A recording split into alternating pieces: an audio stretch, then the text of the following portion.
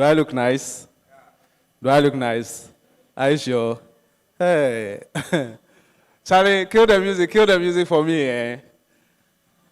Oh. Dumnyumno. Oh, Charlie, I'm really happy to be here. Are you happy to be here? Are you sure? Okay, I can see some Valentine-looking people in our midst. Hello. Happy Val's Day. Do you have a Valentine? You don't have? And you all red. Who bought it for you? Who bought it for you? You bought it for yourself. Your mom bought it for... So your mom is your Valentine. Hey, Charlie, where's your Valentine? You didn't get some. Hey.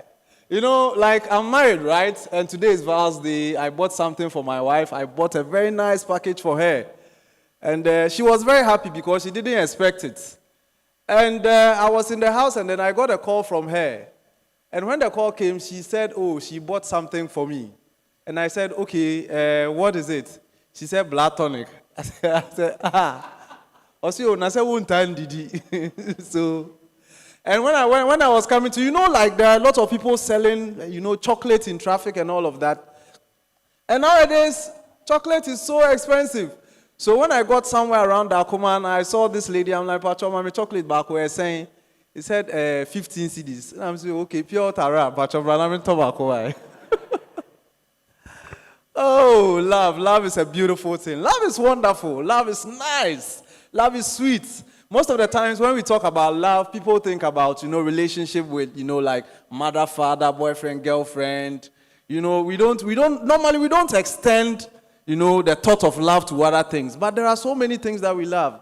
Our love of Christ, our love of school, our love of different subjects. And it takes my mind back to some time ago when I was in primary school and JSS. And I know some of you will bear witness. There were certain things that we did in school. Some of us, we loved it. But some of us too, we didn't love it. We hated it. And one of such things is mental. My God, mental. Monday morning, Wednesday morning, after worship. Mental. I loved it at a point, but at a certain point, I didn't love it again because the teachers were annoying me. I realized that they were being discriminatory. When they like you, they will ask you good questions. And what I noticed is that when you are a student and your parents bring things to them on our day, they will ask you easy questions. They come to you, hey, you, what is 2 plus 2? You are like, 4. Say, good. Go to the next one. What's 3 times 4? Is that 3, 4, 12? Good. And these were the rich kids. They will be asking them simple questions. But then when they get to the poor kids, it changes all. Because one time this teacher came, this thing that they do, negative times negative, positive. Positive times positive, negative. This teacher started, hey, mental, took the cane. You, negative times negative. Say, answer, it's positive. Say, good, brilliant student. You, positive times positive. Say, it's positive. Say, brilliant student. Now when you go to me, my parents don't bring anything. Immediately you go to me and say, negative. And I say, negative. He said, look at this boy. Foolish, it's positive. Teachers are wicked though. When you are poor, they come to you, negative. Very annoying. Maths disturbed a lot of us. And that's another thing that, I've been watching TV lately, and the kids of today are smart. They are very smart. They are doing marvelous things. Like I watch Script Spelling Bee. I don't know how many of you watch it, but you see kids spelling big words. And then I ask myself, wow, this is amazing. One time I was watching Script Spelling Bee, and then one girl, was asked, can you please spell the word neomono ultra microscopic silica volcanoconiosis? And the kids are so confident. They say, please, what is the origin of the word? He said, it's Latin. Can you please give me the definition? So it is when you inhale silica dust. Okay, neomono ultra microscopic silica volcanoconiosis.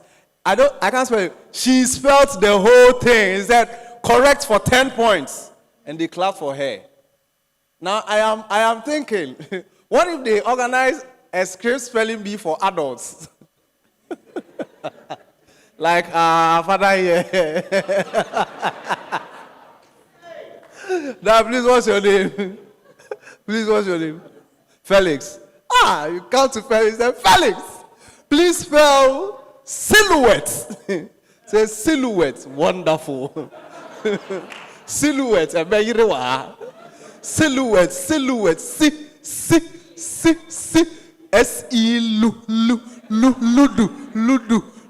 L-U, wet. I say yeah for wet. W-E-T, silhouette. Hey!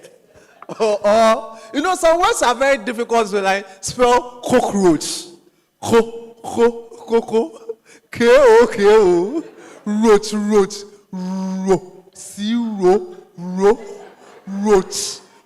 R-O-Ch. Hey, you cry spelling is like it's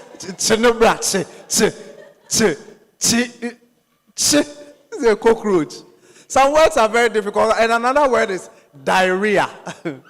Diarrhea. You know, back then we used to talk about the 6 killer diseases, and there were certain diseases. Spell diarrhea. Hey, diarrhea. Diarrhea. Diarrhea.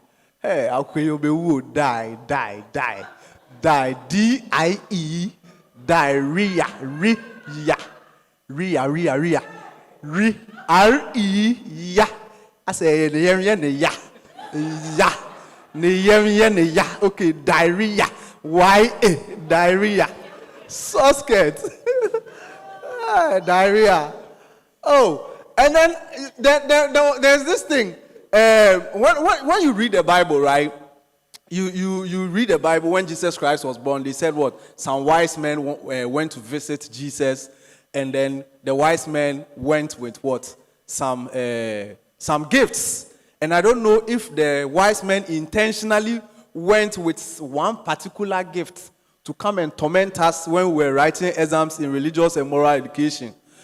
One of the wise men, when everybody was going with gold, frankincense, he decided to go with something that I can't even pronounce. It's a murmur, it's a male.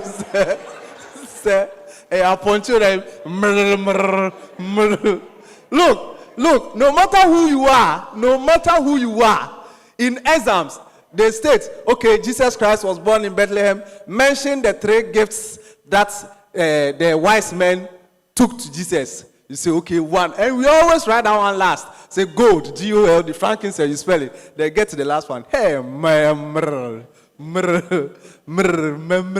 you can't even pronounce it.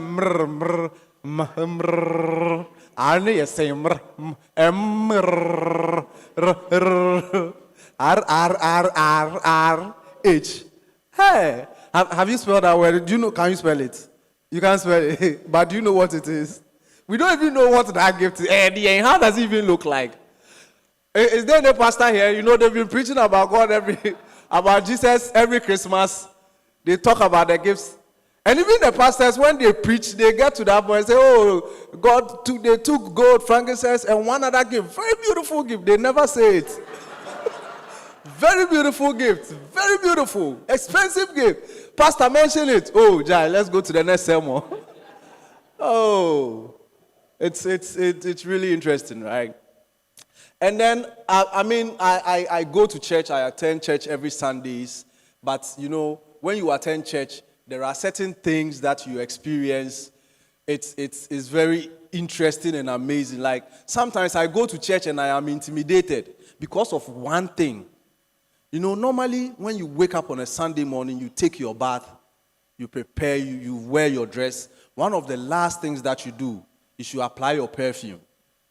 You know? But you see, church, you apply your perfume in the house, you come to church, you smell everybody's perfume, you can't smell your own. And then you'll be wondering, what is happening? You know? And it made me realize that there's a difference between a rich person's perfume and a poor person's perfume. And it's in the way we apply it. Have you ever seen someone applying, you know, an expensive perfume before? First of all, they don't even call it perfume. They call it cologne. And this is how they apply it. And let me tell you what, no matter where the person is, you can smell the person. But have you seen someone apply cheap perfume? Hey, first of all, they don't even call it perfume, they call it spray. Say, oh, spray, Wunyan is saying. And for some reason, it's always 15, 25 cedis. So how many? Oh, we're 50 or 50 or La Paz. And before they apply, they take that, they're like, hey, where do you sue? Then they start.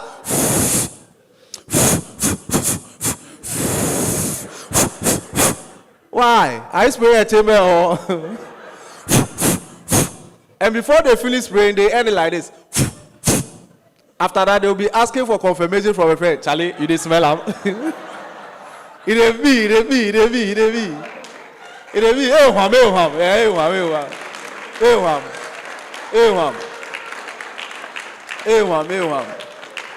That is the only kind of perfume.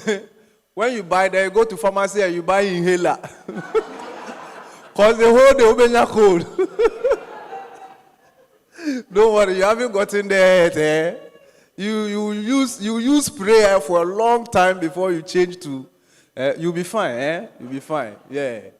Oh, but love is beautiful. Love is beautiful. And nowadays, you know, I look at how relationships are going, and sometimes I wonder.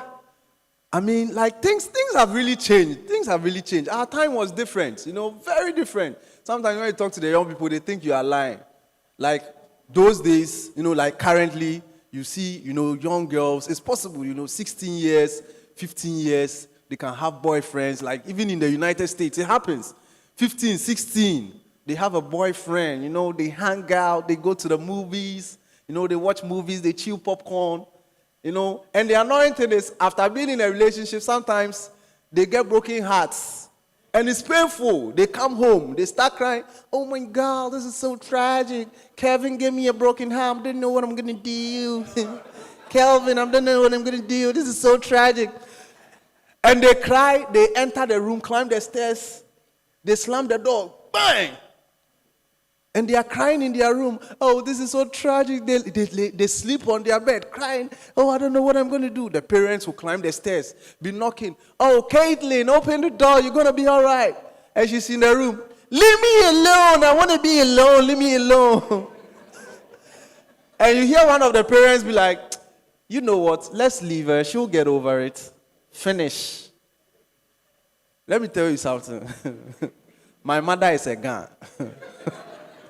My mother is a gun. Imagine me, my sister, 16 years. You can't even vote. Have a broken heart. Come home crying. Oh my God, I don't know what I'm going to do. This is tragic. Kojo gave me broken heart. I don't know what I'm going to do. Come to the room, enter the room, slam the door. Which door? No. Like which door? Because me, I live in Medina chamber and hall. Which door do you want to slam? The chamber or the hall? Because you slam the chamber's door, you lock the whole house. Everybody will be asking, hey, I drop you down. Look, in Ghana, if you have a broken heart, you cry in school. When you come home, you wipe your tears. You're like, Ma, good evening. It's not easy. Love is beautiful. Love is beautiful. Now let me take us back to school. There's this lady. Okay, there's this lady. Because of that lady, a lot of us couldn't make it to the university. Yes, the woman immediately you enter the examination hall, she will start. The woman borrowed the newspaper. No, you didn't borrow the newspaper. England is the capital. London is the capital of Britain. England, the capital of Britain. Oral English. God will punish that woman. They say we should love our neighbor, but I hate that neighbor. That woman is the only woman who sets questions and all the answers are the same. You know, like you said, Kofi gave dash to Amma. A, cup. B, cup. C, cup. D, cup. Me shade it there. I'll just write E and shade it. I think that it would be nice if like that woman is a Ghana woman. Yeah. Like you know the answer. Because you'll be like, Kofi gave dash to Amma. A, cap. B, cup. C, cup. Oh. D, gagba. You know which one to choose. You know which one to choose. Oh, but honestly, being Ghanaian is amazing. I love being Ghanaian. And I'm one of the firm believers that you can be anything you want if you put your mind to it. But then I was thinking about it for a long time, and I realized, no, it's not true. Because I think about certain things that people are doing outside the world, and I think that Ghanaians can be anything, but there's one thing Ghanaians cannot do. Ghanaians cannot be suicide bombers. No, because to be a suicide bomber, you have to follow one rule. You have to be on time. Ghanaians are always late.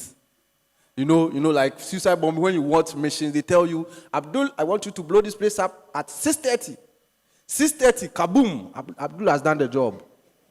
Imagine a Ghanaian suicide bombing mission. This is how it will be like, Kwame, I want you to blow this place at 6:37, latest by 8, Acha 9. It can never happen. Imagine you give a bomb to a Ghanaian and you tell the Ghanaian, I want you to blow ICGC Wisdom Temple up at 7. Look, you call this guy 7:30. Someone who is supposed to be there, he'll pick up. Yes, hello. Say, boss, the suicide bomb, what's up? Oh, it be today, eh? Oh, I just wake up. I bet, may I call you back? I go back, may I go call him? You call this same person, 8. He'll tell you, hey, boss, some traffic for the Dakuman Junction there. It be serious. I bet, you had to come. Call this same person again. He'll tell you, hey, senior man, the way the thing they go, we go if you do tomorrow. It will never happen. But then imagine, I imagine certain tribes as suicide bombers. Imagine like you give a bomb to an Ashanti man to blow this place up 7. And you are calling him, he's not picking. Someone who is supposed to be there though. You call him one, immediately he picks up. He'll be annoyed. Jack, I don't know that time, say your life. Me not do me when I'm saying, I don't know, I don't bomb the Mariana, bomb the biscuit. Me the Jack, we are me the bomb baby. And Ashantis, when they are having an argument, they bring someone else into the conversation, like, Jack, Betty has been a terrorist. The bomb that time, Mr. Aden. And no. He won't do it. But then I imagine a fancy suicide bomber. A fancy will take the job, he won't read the instructions, and go and put the bomb in the house. So you call her, you call the fancy, you pick up, say, yes, one and you say, oh, I'm the suicide bomber. Suicide bombing. But have you done the job? Hey, sorry, man, read the manual, aye. Me don't bomb, bro, aye, sorry. It's just suicide bomber, sorry.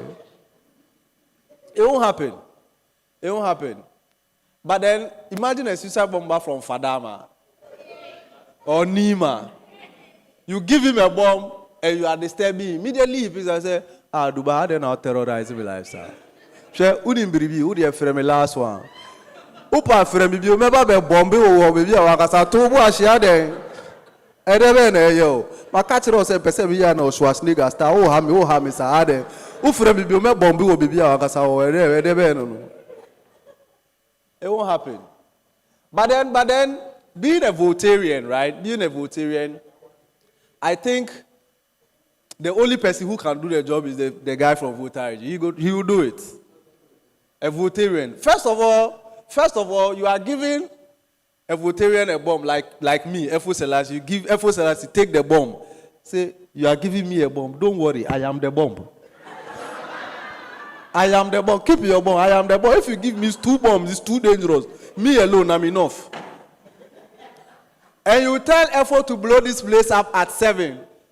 6:55, Efo has done the job.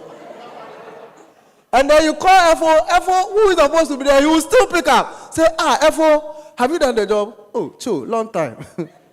But Efo, how come you are still alive? Oh, I didn't tell you, eh? When I bombed the place, I vanished. Anyway, thank you very much. I hope you guys had a nice time. I hope to see you guys again. Have a wonderful night.